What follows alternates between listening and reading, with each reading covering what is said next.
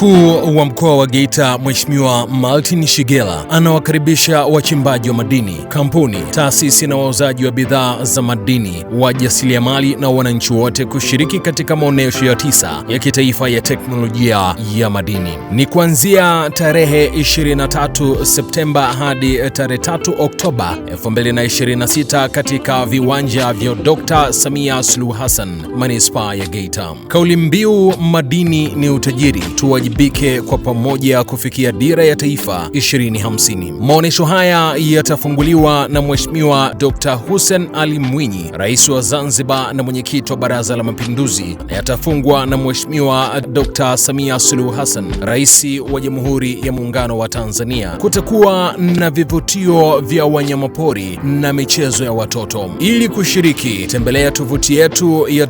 www.madinigeita.co.tz au wasiliana nasi kwa simu namba. Wote mnakaribishwa.